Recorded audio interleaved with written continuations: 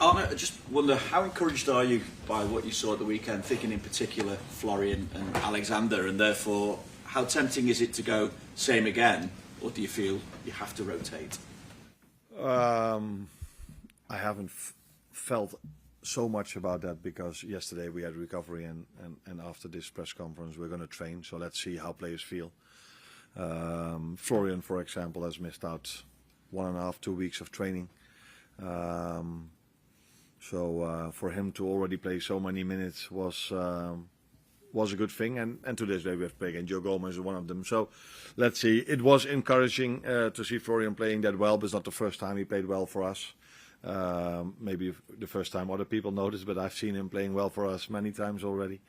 And for Alex to score his first goal is also very positive. Also a player who couldn't play, I think, 5 to 10 more minutes than he played, because he told me yesterday that he felt a little bit of cramp coming up already.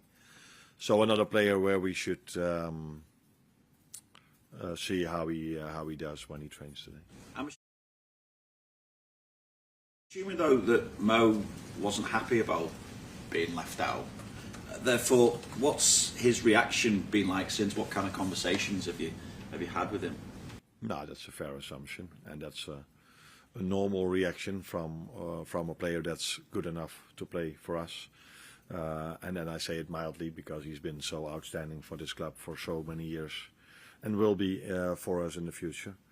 So yeah, of course, a player isn't happy he's not playing. He wasn't the only one who wasn't happy that he wasn't starting. I can tell you, and that's normal. But the way he behaved was as you would expect from a professional he is. But he was very supportive for his teammates. Handled himself really well during the day and yesterday in the session as well. So you cannot be a player that's available every 3 days and play on that high standards if you go with your emotions. But for Mo, he's so disciplined, knows what to do to stay fit, and no matter if he plays well, doesn't play well, if he plays or if he doesn't play, he will always be that top professional, and that's what he was in the last 2 days. Just check what the plan is for Mo as well. I'm not expecting you to tell me when he's going to be starting again, but I assume you've got a date for him to go to AFCON yet, have you, or have you not got? Yeah, we have. I think is it FIFA who does this? I don't know exactly, but it's the 15th of December. But as always, in these situations, there's a player involved, there's the nation involved, Egypt in this situation, the club, and there are always talks about what is best for all three of us. So. How tough a game are you facing now against Sunderland? Just three defeats in the Premier League this season, and I suppose the surprise package in many ways in the Premier League so far this campaign. Yeah, a big compliment for the manager because they brought in a lot of new players and they started off so well. I saw the game Chelsea against Arsenal on our way back home. Very high standard game. Two teams that were fighting each other, working so hard, all the players on the pitch. And then I was aware of the fact that Sunderland was the team that beat Chelsea in their stadium and had a draw against Arsenal. So you can look at the league table by looking at them, how good they have done till now. But after that game, knowing that Sunderland is a team that beat Chelsea and had a draw against Arsenal, tells you how strong they must be. They seem to have a great resilience as well, don't they? I think they showed that against Bournemouth when they went 2-0 down and then went all the way to the whistle. That's going to be a big factor, I suppose, as well, isn't it? Yeah, another game where a set piece was also very important for them in this situation. So yeah, they've shown great mentality, but not only great mentality, the style they play, the risk they take when they don't have the ball, very high-paced game. Players are working so hard, all 11 of them, to get a result. And that's also what I saw with Chelsea Arsenal. But that's and if you play Chelsea Arsenal, you don't do this with 11, you have no chance of winning. So that's why they must be a team that does this. And that's what I saw when I looked them yesterday, and I'm going to watch more of them today. So a very hard-working team with also a very clear identity how they want to play off the ball and on the ball. And just come back to something that you mentioned about Mo, if I may, then, which essentially, I suppose, he plays like he's superhuman, but the reality is he is a human being. Do we have to remember that sometimes?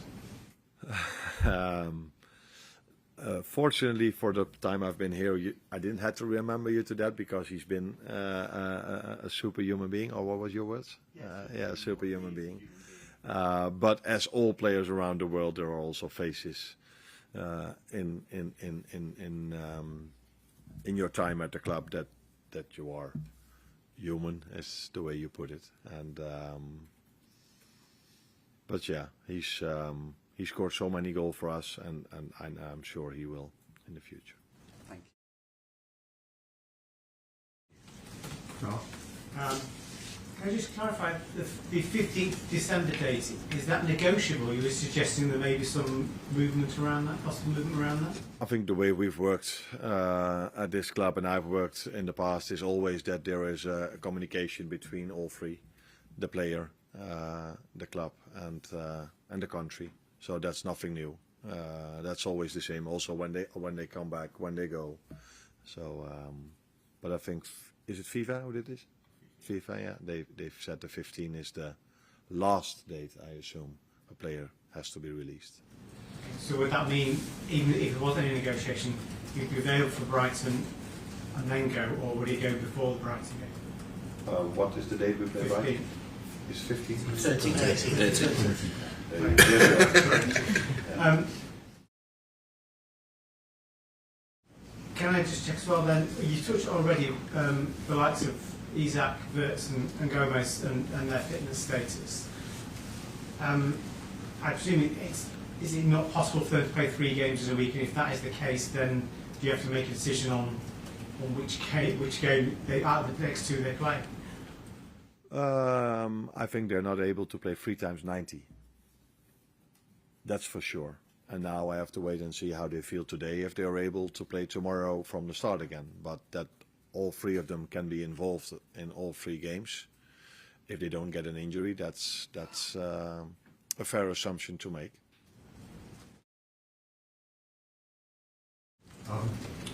Anna, just with Mo in mind again, is there sort of an indication from your end that the next week or so you could perhaps try out a few things to see how the team copes with that more?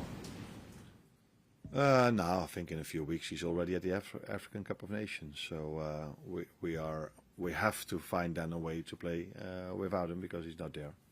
That's true. Yeah. And just another one really. So the BBC's been looking at the issue of online abuse in football, and in one weekend at the start of November, the research showed that you were one of the most abused coaches online, and that managers were more likely to be abusing players. So just really, how do you feel about that, and what more needs to be done to eradicate that?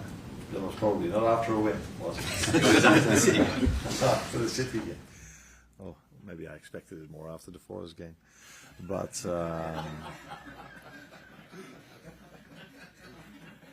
I think it's abuse is never a good thing. Not if it's about me, if it's about the players, if it's about other managers. That we are criticized, that's completely normal.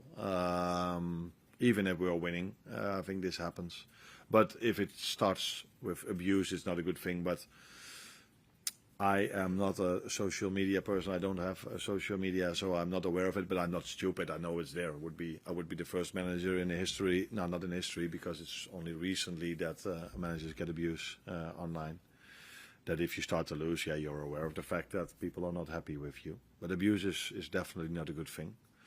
But what I notice, what I feel, is the support the fans give me in the stadium, because even at 0-0, the fans were singing for the team, but also for me. So that's the support I feel. But I'm not surprised that after our results that there's abuse. But that's in general, that's something that should not happen, but unfortunately it does happen. Can I just ask about Joe, because he's had such a tough time over the past few years with injuries and things like that, maybe a little bit unlucky, but he comes in on Sunday and doesn't put a foot wrong. How important is it to have not just a player like that, but a character who can come in and do that kind of job for you? Yeah, it's a skill set he has that after a long time not playing, you can play him again and he just performs as he did before that, and that's something that's not easy because I've worked with more than a few players that after a certain amount of time without playing, it's difficult for them to get to a certain standard again. So it's definitely one of his skill sets. I also think it was really helpful for him that Dominic Szoboszlai helped him out a lot. Because, like you said, Joe did really well, but he got a lot of help from Dominic as well. Hi, Arne. You mentioned there about the support from the crowd in the game against West Ham. I want to think about the last time Liverpool were at home, particularly speaking about fast starts as we did last time, a couple of weeks ago. There was that moment in the very first minute against PSV where Mamardashvili kind of held the ball for 20 minutes and you felt that the crowd getting a little bit agitated. Against a team like Sunderland, who are going to be quite aggressive and they're pressing quite high, how important do you think it is to try and set the tone with how you play, to try and get that atmosphere going, get everybody on side? That's always important. By the way, in that situation, PSV was also pressing us high. But where PSV normally jumps to the goalkeeper and we can make a triangle, this time they didn't, and I think Georgie was prepared for someone that jumped to him, and that's why he waited a little bit longer than usually to find an option. I think there was only one moment, but it's never helpful. Sunderland are a similar team than PSV was in that moment. For the rest of the game, I think PSV was in a low block, which we didn't expect them to be, but which they did. But Sunderland combines both, so they are either pressing you really high or 11 players defend in and around their 16 with all they have, and that's why they are such a difficult team to play against. But it's in general it's important to start a game of football well, ideally even by scoring a goal. But yeah, that's what both teams want, and we are going to try that tomorrow, better than we did recently, because recently, except for the West Ham game, we've conceded in the start of the game. Okay.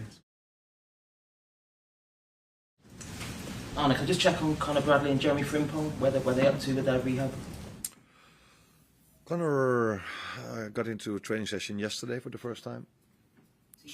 Team training, yeah. How do you say this? Not everything 100% yet, so we had to manage that a little bit. So don't get your hopes up too soon, too fast.